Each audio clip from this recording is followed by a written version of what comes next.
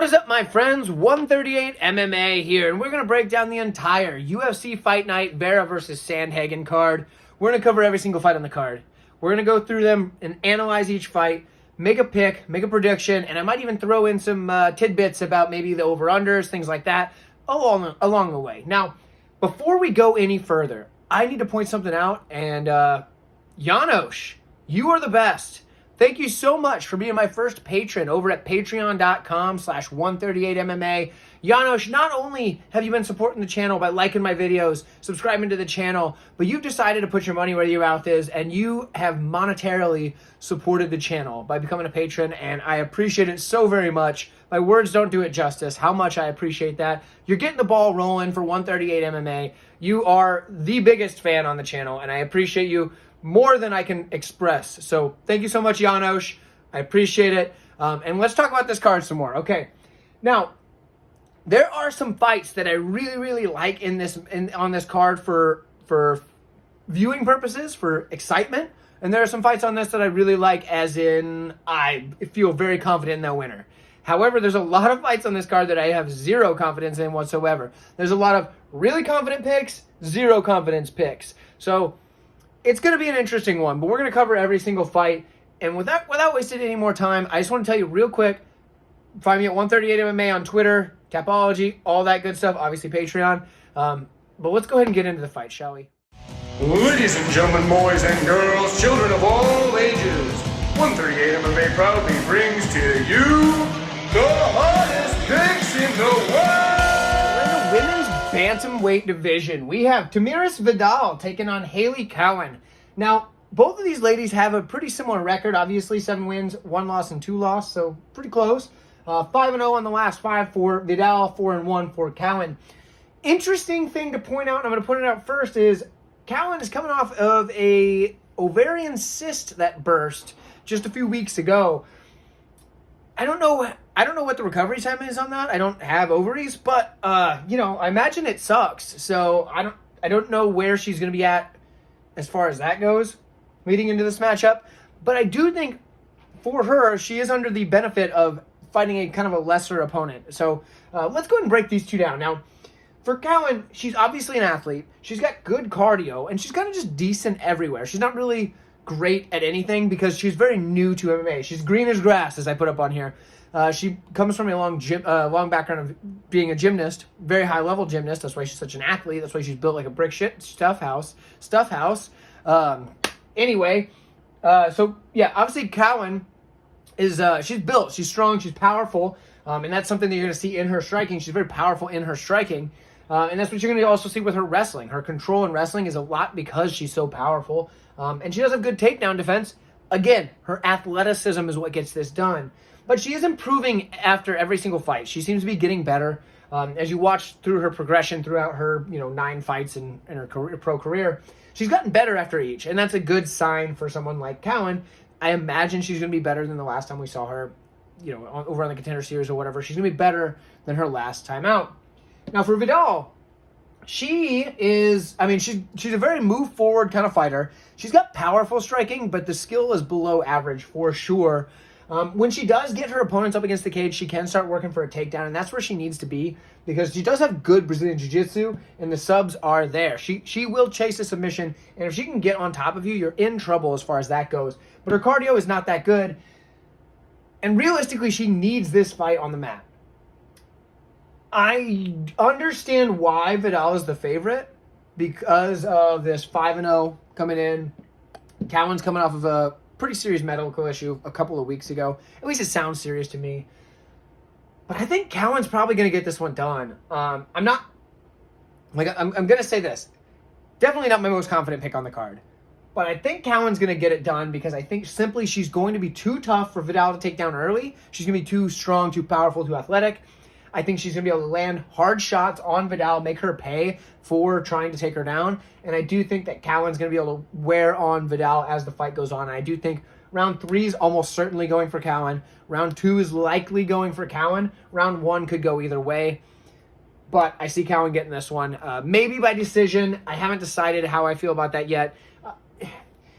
Vidal really lost to Perez on the regional scene although she has a win on her record over Perez.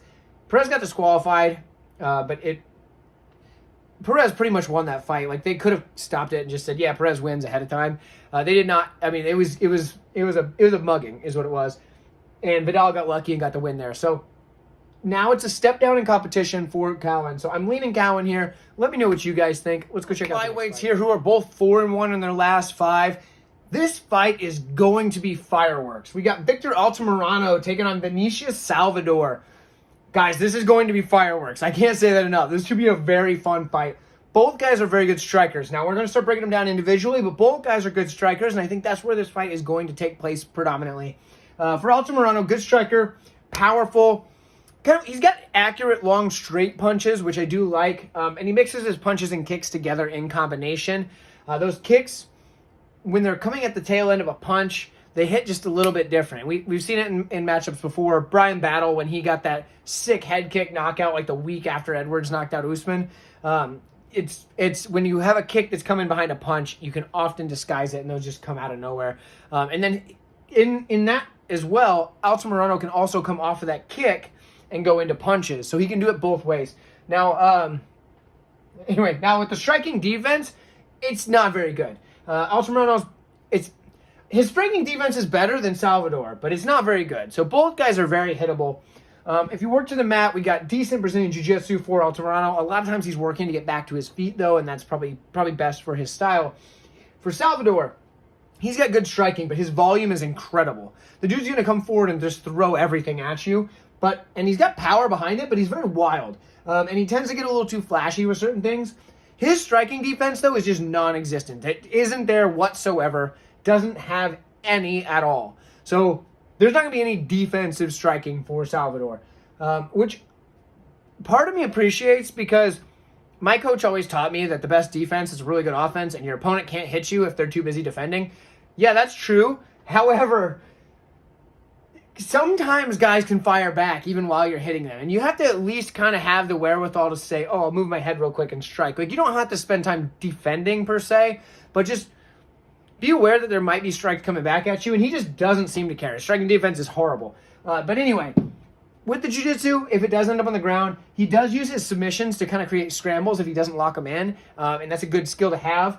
However, sometimes he's content to work off his back, and that's probably not good. Usually it's as he gets a little bit further into the fight, but he will get content to work off his back sometimes. I don't think this fight's going to the ground. In fact, if you can get an under 2.5 on this with reasonable odds, I think it might be pretty good to play because neither guy has any striking defense. And I just feel like somebody's got to go down. Either way, fight probably doesn't go the distance. I don't know what the odds are on it. Probably doesn't go the distance. Wow, this is a fun one. This is so much fun. I'm going to lean Altamirano. Let me know who you guys have. This is a fun fight. The bet for this is fight doesn't go the distance. I'll be playing it. I haven't decided how much yet, but I'm going to be playing it. Probably a half unit, maybe a unit, but fight doesn't go the distance is my favorite bet for this fight. I do like Altamirano just a little bit. So matchup at lightweight with a couple of guys, both 4-1 in their last 5. We have Trey Ogden taking on Manuel Torres. This is an interesting matchup for a couple of reasons, and I'm going to start with the breakdown, and we'll kind of go over why I think this is interesting. For Trey Ogden, he's got decent wrestling. He's a guy who likes to shoot under the strikes. He'll get his opponent to throw, maybe a 1-2 or something like that, and as they throw their punches, he says, gotcha, ducks under, shoots that double. It's very good entry, works well. Does a powerful striking on the feet as well. We saw that in the Zellhuber fight where he was able to land some decent shots on the feet and really hurt Zellhuber in some of those exchanges. And on the ground in his jiu-jitsu is actually where he's probably the best. I do believe he is the jiu-jitsu coach at his gym that he owns now, his gym. But he is the jiu-jitsu coach there, and he's pretty darn talented at jiu-jitsu as well. Now, for Torres, very fast starter, so we've got that going for him. He does a decent striking, but it's sloppy. However, the power makes up for it. So he's going to come forward and throw wild stuff, but when he hits you, you're going to feel it, and it's going to kind of make up for the lack of polish by making, he can use a hammer as a versatile tool. Let's put it that way. He does have a good clinch. The knees are particularly damaging. He's got a good penetration on the knee, and then his Brazilian Jiu-Jitsu is pretty decent as well. This fight is going to go a couple of different ways. Either Torres takes over early, gets some serious damage going on Ogden, and is able to win the fight that way, or Ogden's going to be able to weather the storm and start picking apart Torres as the fight goes on. I have a hard time with this matchup. Switched my pick a couple times. If you can't tell, this is one of my less confident fights. However, if you want to see all of my picks ranked with their confidence, you can find that on patreon.com/138MMA. Sign up at the friend tier or above, and you can find all my confidence rankings for every fight card. Now, for Torres here, I'm going to lean him, but I'll give you the confidence here. It's low. I'll give you that. I won't give you the number. It's low. I'm going to pick Torres. Ogden has a real path to victory here, though. Yeah, toss up. Anyway, next fight. Do you want to see a car crash? That's what we're going to get here. This is going to be a crazy fight. I'm going to tell you ahead of time. This fight, okay, the best bet on this fight, there's another one I said that it's not going the distance. There is no way this fight goes the distance. If this fight goes the distance, oh, jeez. It's just not possible. My mind might melt. This is going to be a car crash. We have, in the flyweight division, we have Daniel Da Silva taking on CJ Vergara. This might be a 2-minute fight of the night. We've got 2 and 3 in the last fight for Da Silva. UFC run has been a little bit rough to him, but he's a very exciting fighter, whether he's winning or losing. 3 and 2 for Vergara with kind of, some close decisions or whatever, but, he's not the reason that I think this is going to be the under. Now, Vergara can finish or be finished. We saw him get finished by Taira in his last matchup, but Daniel Da Silva, nobody is more kill or be killed than Daniel Da Silva. This guy's going to make you fight as hard and fast as you can in that first round. He's going to come forward with forward pressure, much like CJ Vergara is. But the aggressive striking from Daniel Da Silva, he's going to be spinning, he's going to be throwing all sorts of wild elbows and punches and all sorts of crazy stuff. And if it ends up on the mat, he's aggressively seeking submissions and just trying to advance position, even to his own detriment. And a guy like CJ Vergara, on the feet, he's going to be working his boxing combinations. Good with the hands. If you end up in the clinch with him, his knees are very, very nasty. You don't want to eat one of those. But he's got the cardio to go longer. So either Daniel Da Silva is getting CJ Vergara out of there really early, or Vergara's going to make it through that initial burst from Da Silva and be able to put some offense of his own, and Da Silva's going to crumble. This match is a tough one to predict. I'm going to take Vergara, but there's no way this fight goes the distance. No way. That's a parlay piece. I just can't see this fight going the distance. Not a chance. Let me know what you guys think. Does anybody have this fight going to decision? If so, I bet the odds are ridiculous. I'll see you guys in the welterweight matchup between Preston Parsons and Trevin Giles. Giles is 3 and 2 in his last 5, 4 and 1 on the Parsons side. We're going to start with Parsons. He is a solid wrestler with some very powerful takedowns. And once he gets this fight to the mat, his grappling very slick. He's an excellent back taker. When he's shooting to take that back, he's also going to try to snatch up any submission out of nowhere while you're not expecting it. He's going to go for the rear naked choke, and then guess what? He might transition to an armbar. Oh, well then guess what? He might transition to whatever the heck else, because he's transitioning between his subs as they go. His grappling is definitely his best asset. But he can box. He has decent boxing. I don't know that's his best path here, because Trevin Giles, on the other hand, he's a good boxer, but will work in combination and really stick his jab, kind of keeps pumping it out there, sticking it and moving. He does have good footwork, so that's what I'm talking about. But the volume sometimes isn't there. Sometimes he's just looking at you. So when you're fighting a guy like Preston Parsons, if you can keep it in boxing range, you can probably stick that jab and keep working his jab, working his that movement going, and have some success. But what happens when Preston Parsons takes the wrestling approach to the match? Well, we've got decent takedown defense for Giles, and he also has decent takedowns in his own right. I think Giles would be... I don't think Giles is going to be the one shooting takedowns here. He may. I don't think that he will, at least, especially not early on. I'm going to say Giles probably wants to keep this at boxing, because he sees this as his biggest advantage for Giles, is the difference in the boxing. But when you look at a guy like Parsons, the wrestling is probably going to be where he wants to get this fight. So this may come into play. The grappling for Giles is pretty darn good as well. I don't know that it's at the level of Parsons, but it's good. Giles looked really good before coming into the UFC, but he's been in every single weight class basically, welterweight, middleweight, light heavyweight, I'm pretty sure. Like, he's been all over the dang place. So the fluctuations are there. He's inconsistent, though. And that's the biggest problem. And I can't pick a guy that's inconsistent over a guy that's pretty darn consistent in the fact that he's going to be able to try to seek the grappling and look for the win there. For me, I do think Parsons gets the win. Let me know what you guys have. There is a world where the Trevin Giles that beats some of the better fighters like Brendan Allen, who we beat outside the UFC, who's been looking really good. There is a world where that Trevin Giles shows up and he wins, but I'm going to lean Parsons here. Let me know what you guys have, and I'll see you next booking fight. This card, they just said, you know what, we're going to stack this thing with just wild fights. In this one here in the featherweight division, we have Lucas Alexander taking on Steven Peterson in a fight that's going to be wild, just like many other fights on this card. Peterson 2-3 in his last 5. That record's a bit salty, but it's been against some of the better guys in the division at the lower level, if that makes sense. Some of the upper tier lower guys, if that makes sense, that's where it's at. So for Alexander, though, he's 4-1. The competition hasn't been as high as Peterson's competition, so these guys are pretty well on a good playing field for each other. Now, let's look at Alexander. Good striking, he's powerful, but the kicks are where it's at. He's got nasty kicks, and particularly that leg kick. You do not want to eat very many of those. Now, a guy like Peterson, he's a decent striker in his own right. He's going to move forward. He's gritty. He's durable. But the problem when you got a guy like this that has those nasty kicks, Peterson's willing to eat 2 to give 1, and that can be a problem here. So for Alexander, those leg kicks, I'm gonna make the line. I'm gonna make the line, guys. Right there. So for a guy that's got nasty kicks against a guy that's willing to eat 2 to give 1,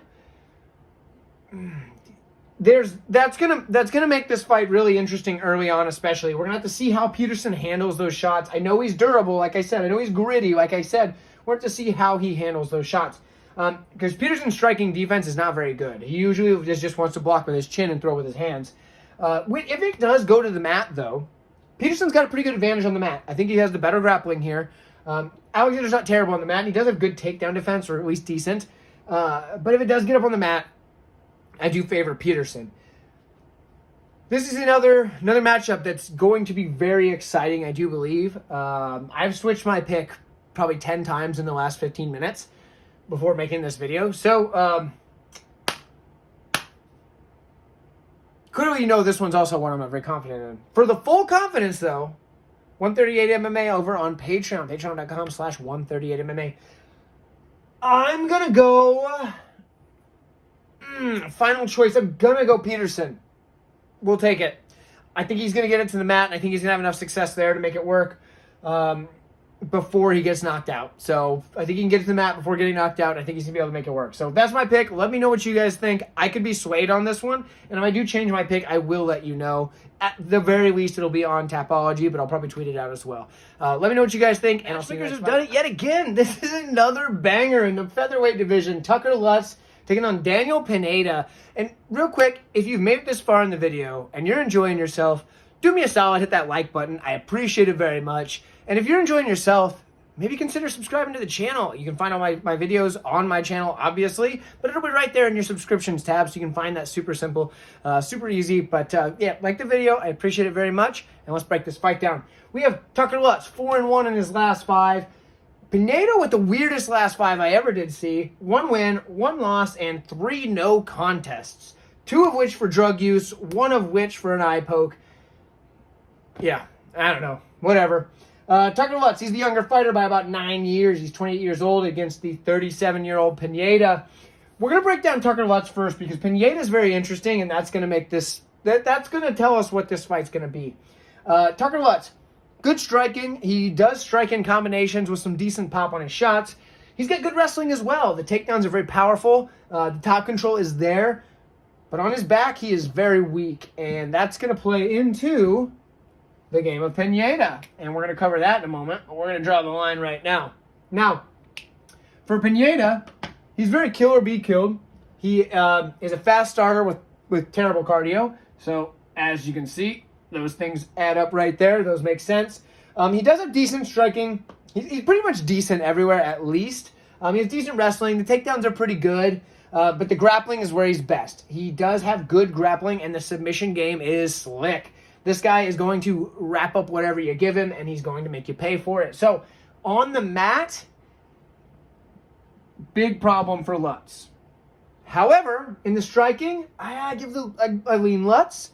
And if this fight goes any later than round number 1, I also lean Lutz in the grappling just for the fact that Pineda is going to be toast. One other thing about Pineda, though. Drugs have ruined a lot of his career, and it's like Marilyn Manson once said, I don't like the drugs, but the drugs like me. That's the problem for Pineda. He keeps doing all the testosterone, all the whatever performance enhancers, and keeps getting popped and losing out.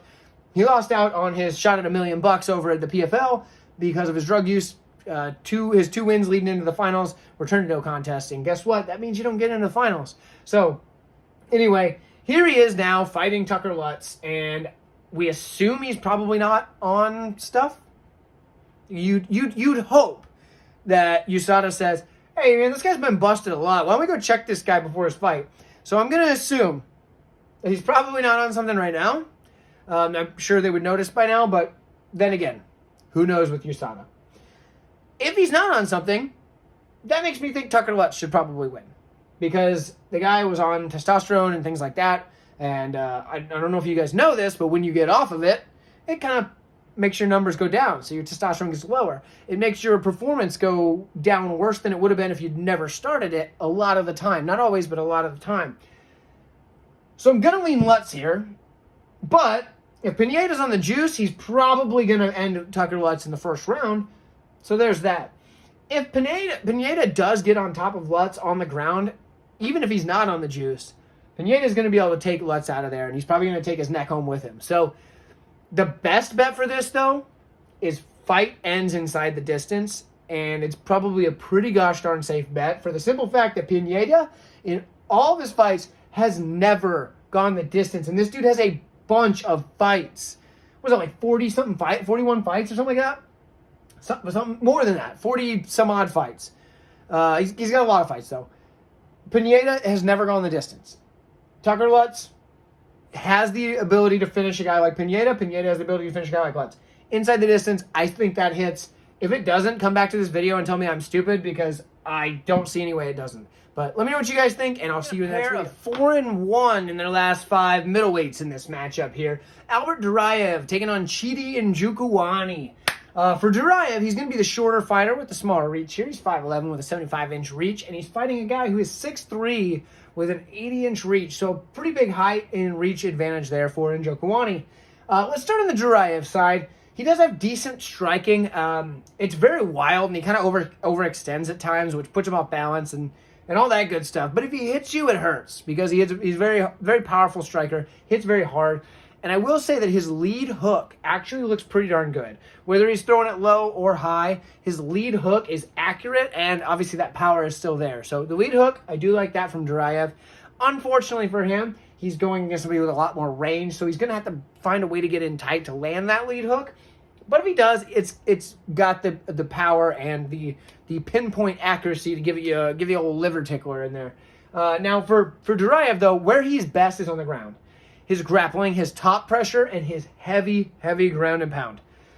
If Duraev can get on top of Chidi and Njokuani early in this fight and start landing some heavy ground and pound, Njokuani's going to be in for some serious trouble because that ground and pound is rough, especially when he's fresh, when Duraev's fresh and able to start throwing that power into it. So that is his best spot here. This is his best path to victory is get the grappling going.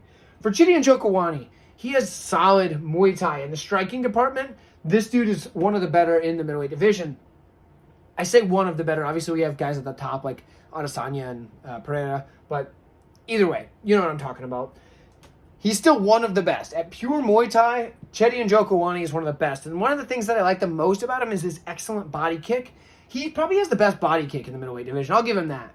It's so quick, so damaging. When he hits you to the body with those kicks, whether it's the front kick, whether it's the roundhouse kick, whatever it may be, whether it's a hybrid between the two, he has that ability. Those body kicks are nasty.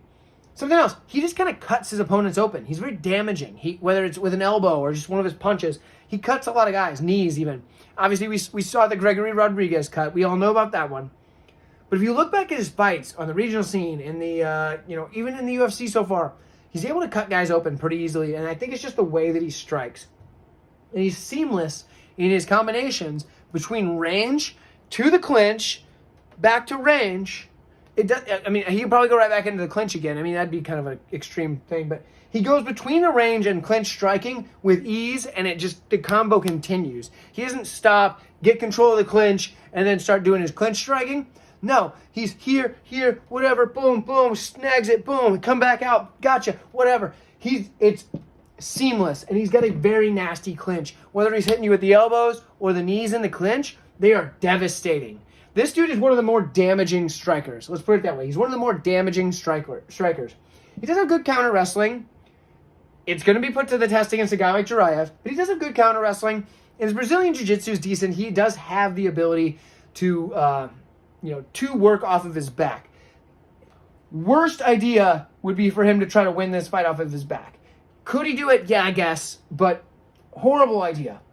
And Njokuani wants to keep this on the feet using that counter wrestling to make it so we can use his clinch and his Muay Thai striking at range, that is, against the guy in Duraev, who's a wild striker. Now, I'm going to take Chidi and Njokuani, and the reason why, because in Duraev's last fight, when he was fighting Joaquin Buckley, Duraev got hit with some decent shots and got puffed up pretty bad. If Njokuani hits you with the shots that Buckley hit him with, Duraev is dead. He's not just beat, he's dead. Because Chidi Njokuani is absolutely devastating when he strikes you. And I do think that he's going to be able to cut Duraev up. I think he's going to be able to land those really powerful body kicks. And I think he's going to be able to put a serious hurting on Duraev early. And I don't think that Duraev is going to, towards the end of the fight, if he makes it that far, be able to shoot a takedown because he knows what's coming if he does. Now, there's a chance that Njokuani gasses out after beating Duraev for 2.5 rounds and it just has nothing left. I know a lot of people are saying, but he gassed out against Rodriguez after he hurt him. He had Rodriguez dead to rights, and just about any referee in the business was going to say, yeah, that cut's too bad, man. We got to call this. The referee, the cage side doctor, both were like, yeah, I mean, we could see your brain went through this cut, Mr. Rodriguez, but you'd be all right. Don't know how. Good for Rodriguez that didn't get stopped, but realistically, that fight gets stopped pretty much any time a cut opens that big on Rodriguez. So Njokuani burnt everything he had to get the finish, and against anybody else it would have been a finish. So if he does that to Duraev's done. I'm taking Njokuani. I probably spent too much time breaking this down. Let me know what you guys have. Do you think that Duraev's going to be able to get on top of Njokuani and just pound him out? Yeah, maybe he does. Let me know what you think. I'd love to hear your opinion, as always, and I will see you next time. I might be more excited for this card than I was for our pay-per-view last week. There's just so many fun fights on this card. We've got another one here at flyweight. Manel Kape taking on Alex Perez. Now, the what have you done for me lately for Perez hasn't looked that good. His last couple of fights have not been his best showing. He's had a lot of canceled fights as of recent, and that's a problem. But going off of what we've seen from Perez throughout his career, the dude has solid striking. Some of the nastier leg kicks at the 125-pound division. He works his strikes in combination with good footwork and is able to kind of stay on the outside, smash that leg kick, and do what he needs to do. He does have a high-level wrestling background, and he's got good takedown defense. So if someone like Kape wants to try to mix in the takedown with his strikes, I don't think that's going to happen. Perez is going to be able to stuff that. He does have good takedowns of his own. Then again, Kape's got pretty good takedown defense. So I do think this is going to be primarily a striking matchup. And for a guy like Perez, those leg kicks are his best path to shut down the movement of a guy like Kape, who is a very high-level striker with good movement, likes to set up his strikes. Sometimes he gets a little bit too content to stay on the outside and just be patient. Kind of doing if you ever played the old Mortal Kombat games where you're not touching the controller and the guys are just doing this. Manel Kape does that sometimes, and that's a problem. However, when this dude strikes, he is lightning fast. It is so freaking fast. Unreal. I'm watching some tape on Manel Kape, right? I'm watching him, and I've watched it before. I watched some tape on him before, obviously. I broke down his fights before. But every time I do, I even see the same moves in the same fights I've watched a couple of dozen times probably at this point. And I'm just, man, that guy's fast. It is unreal how fast that this dude can do some of the things that he can do. whether it's a flying knee or just a kick or, throwing a punch or whatever. It's quick. It is really, really quick. Words don't do it justice. Kind of like how much I appreciate you, Janos. So hopefully you're watching. Thank you. Anyway, Manel Kape can mix in his own takedowns. He does a pretty good takedown defense. But something that's interesting is he can kind of get people up against the cage and work his knees really well. Have some pretty good success with that. It started in, what was it, Ryzen maybe? Pushing guys up into the corner where the ring is. And kind of holding them up there and driving the knee there. It's not quite the same in a cage, but he's able to do it still pretty well. Not quite as well because in a ring, you have a square corner, much like I have here. And you can't really circle off as easily. But in an octagon, those corners are a lot, they're more like that. I don't know if that helps for the angle, rather than a 90-degree angle. So the angle's wider. It's an obtuse angle, if you will.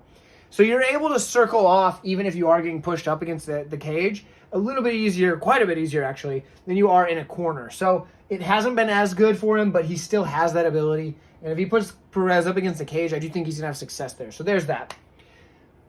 Perez's leg kicks, those are going to be the path to victory for Perez, whereas Kape is going to want to keep this outside, come in, land a big, fast strike, which we know he can, then get back out, or, send a blitz in, get that, and get back out. For me, I think somebody's getting finished here, whether it's because Perez is able to land enough leg kicks to slow down Kape and then just take over, and then maybe get on top of him with the wrestling, kind of put him out that way, or because Kape's going to land some flying knee or some crazy head kick or something and just put Perez's lights out. So I think somebody gets finished here. I'm going to lean Kape. I think that he's been better lately. I think he's probably looked better in that 3-2 than a 3-2 suggests. And I just can't get over that striking speed. It is incredible. Let me know who you guys have. I won't fault you for picking Perez here. Like I said, the guy had potential at one point, and he still does. He just hasn't looked as good in his last couple of matchups. But I'm leaning Kape here, and let me know what you guys have. Women's flyweight matchup up next. We have Macy Barber, 3-2 in her last 5, taking on Andrea Lee, who is 2-3 in her last 5. Now, I'm going to point out the age here, not because I think Andrea Lee is old, but simply because there's a 10-year age gap, and usually that favors the younger fighter in Macy Barber. But Andrea Lee's not that old. This just happens to be a case where Macy Barber's still really young, and Andrea Lee's like kind of towards the end of her prime, but she's still reasonably young in the division. So, but it's interesting if you do go off that 10-year age gap statistic where it's like 70% of the time or whatever, something to make note of. The height and reach, though, all in favor of Andrea Lee. She's 5'6", with a 69.5-inch reach, which is actually a very long reach for someone who's only 5'6". That is a 5'9.5" reach, so long arms. 5'5" with a 65-inch reach on the Barber side.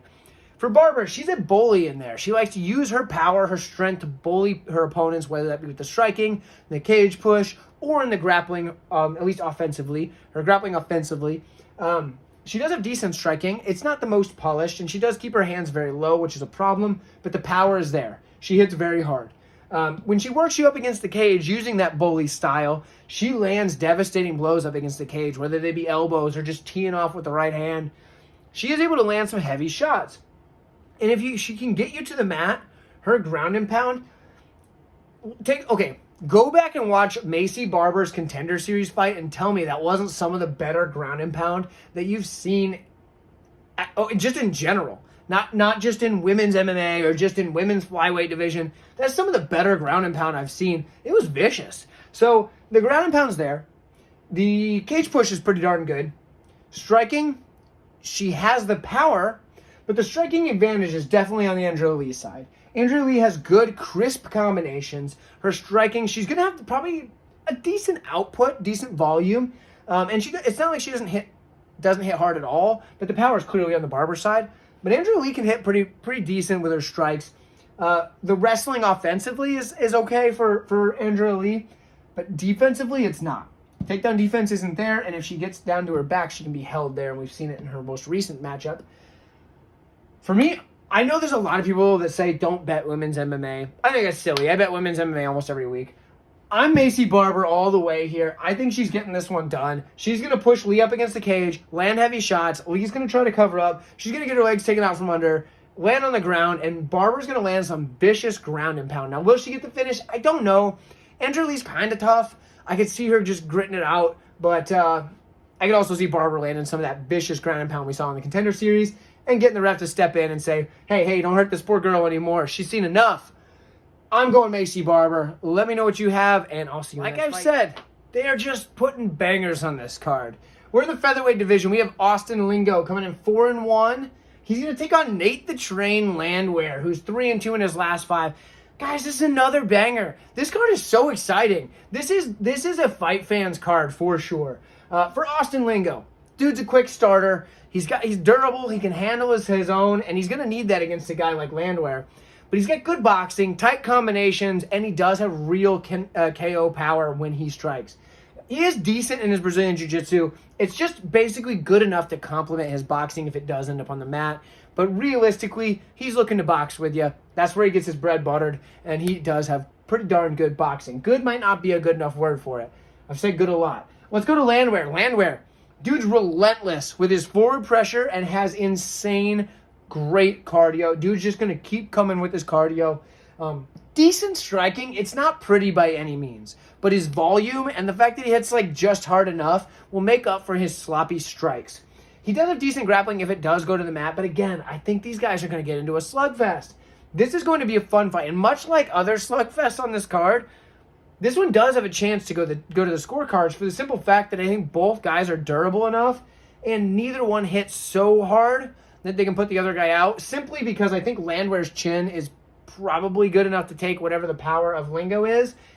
And although Landwehr hits hard, I don't think he hits nearly as hard as Lingo, and I don't think he's going to be able to put out the durable Lingo. I think this maybe we get a finish later in the fight, but this one's probably going to go a little bit longer. We're going to get a good back and forth fight on the feet. So that's where I'm leaning right now. As for the pick, I think the overwhelming, relentless volume of Landwehr is going to be able to get it done. He's going to be able to keep the cardio coming, keep the pressure going, and probably get it done in this matchup, just kind of similar to how he has done in his last handful of fights. He's just been able to be relentless. He might lose the first round. So what? You're going to be gassed out trying to put this guy away, and he's just going to keep coming. So Landwehr's the pick. Let me know what you guys have. I could see Lingo getting the win because he is going to be the more polished striker. But yeah, Landwehr for me. Let me know who you have. We've got a guest on the channel. I'm actually going to throw this matchup, Holly Holm versus Yana Santos, over to my girlfriend Kendra, who's going to break down this matchup for you. And then I'll bring it back here to kind of wrap things up and put a little bow on it and tell you my pick. So check this out. All right, guys, we are breaking down the Holly Holm and Yana Santos fight. Now, both these ladies have a 14-6 record, and they are both 3-2 on their last 5 fights. So starting off with Holly Holm, she is 41. A little bit older for a fighter, and she has had some injuries as of late. However, she is generally physically superior to most opponents. Now, Holly Holm is a high-level kickboxer. She is technically sound and defensively sound. She absorbs less strikes per minute than the UFC average. She has also great takedown defense. She's very good at stuffing the takedown and then starting off with hits. And then once her opponent's coming back up, she kicks him in the head. And we all know how a Holly Holm head kick goes. Now, she also is decent at the tie clinch. She gets her skip knees going. And she's also able just to muscle opponents up against the fence if she needs a bit of a rest. Now, going on to Yana Santos. She is 33, the younger fighter. However, she has been out the past 2 years because she did have a baby. So that could have a little bit of an effect on her fighting. We don't know. She is good at striking. She has a lot of volume. She's good at mixing up her hits with her kicks. However, there's not a lot of power on her strikes. She is a great wrestler. However, with Holly Holm's takedown defense, I don't know if that'll be very effective. So my pick for this fight is Holly Holm. So for me, we've got Holly Holm and Yana Santos. Kendra broke it down just gosh darn perfect. Almost exactly what I would have said. I'm picking Holly Holm. I think she gets it done. I know she's the older fighter. Santos coming off of having a baby, that's traumatic. I don't know, I've never had a baby. I physically can't do that. But I can't imagine that being very easy on the body. I'm going to lean Holly Holm here. I think she gets it done. I know she's older, but I think she just does everything that Santos does, just a little bit better. But let me know what you guys think. We'll see you in the main event. Here we are at the main event. You've done it. You've made it this whole way. And I appreciate it. So hit the like button for me. I would appreciate that even more. If you're still here, you're probably enjoying yourselves. So thank you so much. Hit that like button. Subscribe to the channel if you're finding this interesting and you'd like to watch more of my content. As it comes out every week, I do Dana White's Contender Series. I do Bellator. And obviously, I do the UFC. But let's break down this main event. We have Cory Sandhagen taking on Marlon Vera. For Vera, he is 4-1 in his last 5 fights. He's on a pretty good run as of late. Sandhagen fighting some of the best competition. He finds himself 3-2 in his last 5 fights. Both of those losses, very close losses. In this one here, this fight might be the most, of all the fights on the card, the most difficult to predict. This might be the fight where you've got to just kick your feet back. You've watched a nice, good card. Crack open that last root beer you got in the 6-pack and just have a good time watching this one because this is going to be a tough one. Now, if you're betting on this fight, let me tell you, you don't have to bet on every fight. You don't. This is a tough one. I'm going to break it down for you and I'll give you a pick, but you don't have to bet on every fight. So for Cory Sandhagen, he's a darn good striker with very unorthodox footwork. He moves with his hands down a lot, kind of, in and out, throws the punches, throws the knees, the elbows. And speaking of the knees and elbows, those are very damaging shots. He can cut open his opponent like you saw with the Song Yadong fight. Sliced him open real good, got the doctor to stop that one, got the win there. He does have the flying knee, which is also very damaging, and we saw what happens to poor Frankie Edgar when he eats a flying knee. But those flying knees hurt. If he lands one, you don't want it. Another thing that's super unorthodox, and I wish I had more space to show you. I'm kind of cramped right here, and you can't really see my legs anyway, but his lead hook to the body followed by the rear roundhouse kick to the leg. It's very odd, but works really well. He throws that to the body trying to hit, obviously looking for the liver, but he throws the leg kick behind it, and it helps him close distance. And what he does is then he can throw those elbows, he can throw those knees, but he's also able to land some decent shots on the way in. Lead hook to the body, followed by that rear leg roundhouse kick to the calf. Watch the fight for it, look for it. He's going to try to do it, and how Vera responds to that is going to kind of dictate a lot of how this goes in the striking department. The problem for Cory Sandhagen, keeps his hands real low a lot of time. It helps him stuff the takedowns. It helps him kind of throw punches at odd angles, whatever. But better boxers are able to land on him pretty well. And a guy like Chidi Vera is a pretty darn good striker. So I do see that being a problem. And he can also be backed up by guys with good forward pressure. Now, early in the fight, I think Sandhagen's going to have the better forward pressure. As the fight drags on, who knows? That could depend on a lot of different things. If it does end up on the mat, Cory Sandhagen has decent grappling, especially when he's on top, but he can be okay off his back with a few things, but realistically, he gets controlled off his back most of the time. However, he does have very long limbs, and he can use those to kind of climb over an opponent and get out from under him and get over to their back. The problem is, and it's not necessarily a problem, but it could be, he's very much submission over position. He will dive on whatever submission he can get, and if he loses it, well, guess what? He's flat on his back again, and then he's in a bad spot, and he's losing minutes. So that's a problem.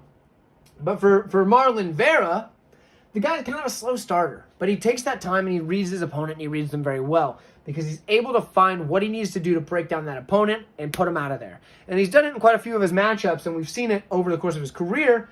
Yeah, his record, 22-7-1, he's got some losses, but in a lot of those matchups, a lot of them, especially his last 5, he's turned the tide with 1 or 2 big shots and then just kept going. Now, in the Rob Font fight, it was just a cumulative amount of just solid shots that took out Font over the course. But a lot of his fights where he's losing and then just next thing you know, they're done. They're out. Knocks him out. So he does have good striking. He uses his counters very effectively, too, because a lot of times his knockout shot is coming off of a counter. It's not just a naked shot that he throws up there. He will set that up with a counter, come off of something, hit you with a punch, come off of something with a kick. And speaking of his kicks, his diversity in his kicks is incredible. His kicking game is very, very precise. And they're some of the harder kicks that you're going to find in the UFC, pound for pound, I would say. But, like I said, he starts slow. So he's going to be playing catch-up against a guy like Cory Sandhagen. He does have decent striking defense, and you wouldn't think so based on kind of the way that Rob Font was able to land on him with such high volume, but he does have decent striking defense And I do like the way that he keeps his hands high a lot of the time and is going to be able to block some of those elbows coming forward from Sandhagen. And I do think that's going to help him not just get cut open and get the fight stopped that way. Now, like I said, the power is there on the Vera side. I feel like I'm starting to lose my voice. Sorry, guys. The power is there on the Vera side, and that one shot can just change how the fight is going. When he hits his opponent, they usually hit the canvas. And if they don't hit the canvas, well, they're stumbling. They're backing up. They're getting messed up in the face.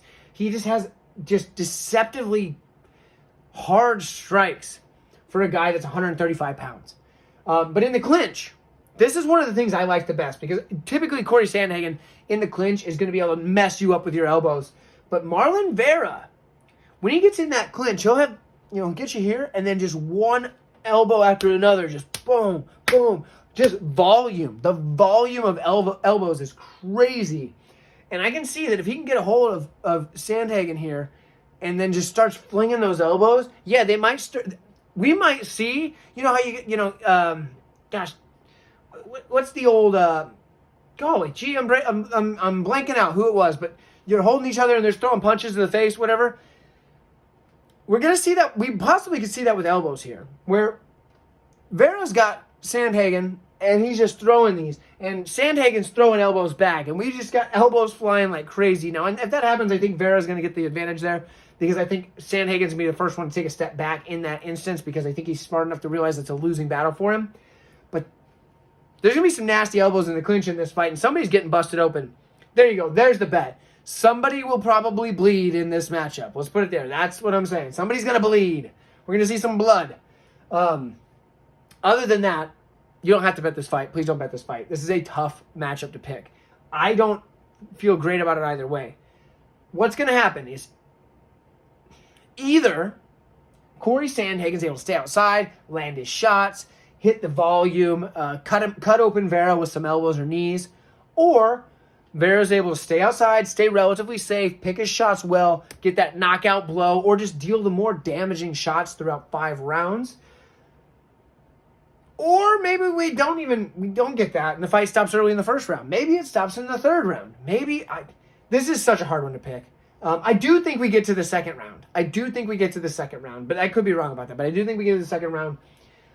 I think if there's a stoppage, Cory Sandhagen stops Vera. I think if that happens, I think it's going to be due to a cut, similar to like the Song Yadong matchup. Could be a flying knee knockout, but mostly a cut. If Vera stops Cory Sandhagen, I think it's going to be off of a head kick KO.